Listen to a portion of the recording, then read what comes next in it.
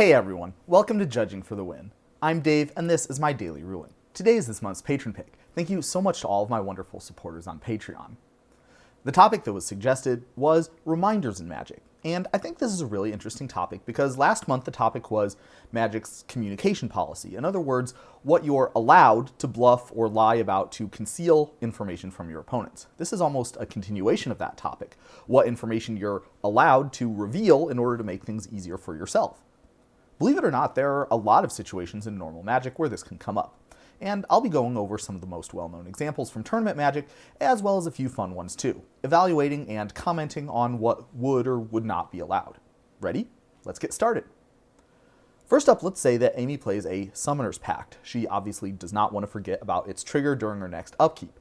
Would she be allowed to put a die or some other marker on top of her deck in order to help her remember? And it feels right to start with this one because, as far as I know, this is a question that was a real turning point for this sort of ruling. You see, back in the oldie days when the rules were a lot stricter about memory aids, like, for example, there was a time in Magic's history when you couldn't even write yourself a note to remember to use Cursed Scroll during your opponent's end step. Over time, the policy around this gradually softened out of consideration that Magic is a complicated game, and it was a better game if people were allowed to focus more of their brain power on decision-making and less on clerical stuff. One holdover from this old policy was that you could not put any items on top of your library to remind you of your triggered abilities. As is often the case, policy is slow to change in response to changing player sentiment, but can change abruptly when there is a pressing reason for it. When the Pact cycle was printed in Future Sight, that was the impetus for this policy to be rewritten. Before this, there were upkeep triggers that were annoying to forget, take the Echo mechanic for example. But never had there been such a trigger with such high stakes, especially since the missed trigger policy at the time was that if it was discovered that a player missed such a trigger, the remedy for it would be to immediately resolve that trigger with no opportunity to pay, functionally equivalent to a game loss. Now, it's no longer against the rules to put something on top of your library to remind yourself of triggered abilities. Rather, a player's right to do so is specifically called out in the MTR. And I think that understanding the historical background of this sort of ruling is important to understanding the philosophy behind these rulings as a whole, and also some other related ones. For example, anytime I make a video about Magic's missed trigger policy, I always get a ton of comments saying about how awful it is and how it needs to be changed. I have a very strong suspicion that many of these comments are from people who never played in an era where being able to comprehend a complex game state, including what triggered abilities were happening at any given time, was considered one of the fundamental core skills of playing the game, rather than being regarded as something akin to mere record keeping, as is the case today. Okay, here's another scenario. Let's say that Amy has some morphs out. Rather than having all of them face down, she has the cards face up on the table and she's covering each of them with one of these morph cards. When Nick asks her why she isn't doing it the normal way, she says it's easier for her to keep track of them like this. When Nick points out that he can see some glimpses of what each creature might be as she moves them around, she says that she doesn't mind that. Is what Amy doing against the rules? Now, as a judge, it's very common to encounter players who insist on representing their board state in non-standard ways because it's easier for them that way. Some corner cutting in terms of representation is expected in basically every Magic game ever played, but occasionally a player steps over the line between harmless but annoying and genuinely problematic, and the judge needs to be able to recognize these cases and say no. So, what do you think about this one? Well, the fact that each of Amy's morphs is covered by a morph card means that there shouldn't really be any confusion about which ones are face up or face down. And the fact that Nick can see some information about Amy's cards that are supposed to be face down is potentially a cause for concern, but there's no rule against revealing the identities of your morphs to your opponent, even though that's information that player wouldn't normally have access to. As it happens, Nick isn't even obligated to point out that he can see Amy's cards here, although he can't actively attempt to gain access to that information. For example, if Nick rolls a die for an effect and a judge believed that he intentionally aimed that die at one of Amy's morph creatures to try and peek at what it was, that would be a problem. I made a video called Can You Reveal Cards in Your Hand to Your Opponent a few months ago, which explores this theme in more detail, so I'd recommend that if you're interested in a fuller explanation, you can check that video out. Okay. Here's another one that you see from time to time. Amy's playing a deck that has a wishboard. In other words, her deck is designed to make no or very limited use of its sideboard other than using wish effects to access cards out of it.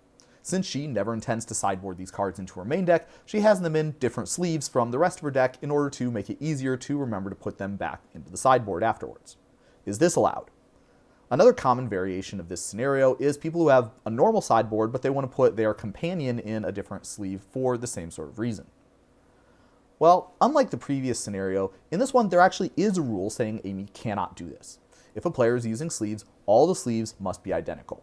That said, if you're familiar with some of the formats that use companions and wishboards, you know that what Amy is doing is a relatively common and accepted practice. So what gives? Well, the first important point is to recognize that this rule comes from the Magic Tournament rules document, and there isn't really a penalty specified anywhere for breaking it. More importantly, and somewhat related to the first point, is that this is one of those cases where the letter of law and the spirit of the law differ. What is the purpose of having all the sleeves be identical? It's so that players can't use the back of the cards to gain information that they should only be able to know from the front of the cards, right? Well, if you have cards that you're only ever going to be looking at the front face of, then from a practical standpoint, it doesn't matter what kind of sleeve that they're in. This being the case, I would not mind if a player did this at an event that I was judging. That being said, bear in mind that the player technically is breaking the rules here, even if it's a relatively minor one. Officially, only the head judge of a tournament has the authority to decree that everyone is just going to look the other way, and it's possible that a different judge might have a different opinion from me on whether the player should or should not be allowed to do this. Also remember what I mentioned earlier about how sometimes the judge has to recognize a problem and say no. We assumed that nobody was ever going to be looking at anything besides the front faces of these cards that were getting wished for, and if that assumption breaks, it could cause an issue. Having the card be returned to the player's hand doesn't really bother me too much because, like we talked about before, it's allowed to reveal a card in your hand to an opponent, and this is the same sort of thing. But it's definitely not allowed to know the position of any individual card in your library. So whenever I encounter a player who asks me if they can do this in a tournament that I'm head judging, I always tell them that they need to have a contingency in place, usually a couple of spare unused sleeves, in the event that the card somehow ends up in their library. If there is a reasonable expectation that the card could go there, for example, if the wish target is something like this Elixir of Immortality, or if the player has cards like Endurance that recycle, I'll flatly disallow it for those practical concerns.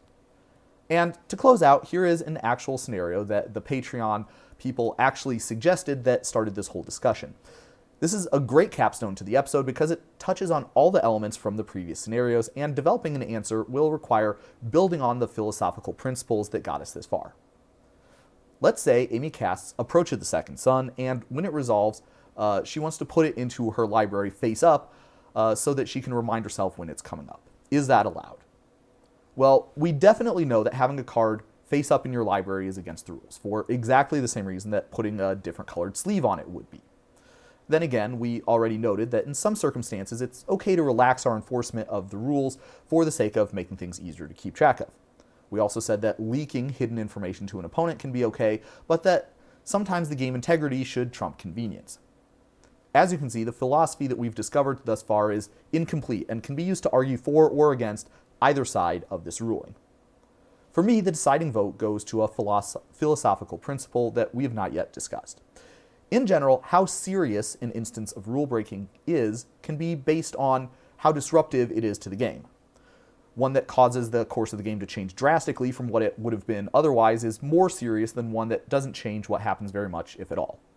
And if a judge can tolerate some minor deviations from the rules in the interest of expediency, the question of how minor should be answered by considering this philosophy. So if Amy casts an Anchor to the Ether to put a grizzly bears on top of Nick's library, and then Nick puts it there face up so that he doesn't have to flip it over before putting it into the battlefield when he inevitably draws it and casts it next turn, well, that's fine with me. If Amy then scries and leaves the card on top but turns it face up to joke with Nick or subtly imply that maybe he should concede because she's drawing a major action card next turn, I would still probably allow it, although this would be a closer decision because Amy's play is more disruptive to the game, given that she's revealing information to Nick and also that it will be revealed longer than Nick's card. If someone played an Oust and wanted to put the card in the library face up, I would probably disallow it because having a card other than the top card revealed disrupts the game for longer than either of those previous two examples. And so that's the line that I'm proposing. Having the top card of your library face up is okay, but having any other cards further down is not. Now I realize this is an arbitrary line, but I'm comfortable with that because after all, this is exactly what this class of scenarios calls for. Remember, the point in question is how much rule breaking is a judge willing to tolerate in order to make the game easier. Obviously, other judges will have different opinions, but I think mine is at least a reasonable one that makes for a good starting point. Other factors, both from the game and from the tournament, might cause a judge to lean more or less strict. For example, because taking notes and consulting those notes takes time, I might be more willing to allow this sort of thing for deeper cards if the match is close to going to time pressure. And that's all I have for you today. Thank you again so much to all of my lovely supporters on Patreon. Join me again next time for another daily ruling, and until then, I hope you have a great day.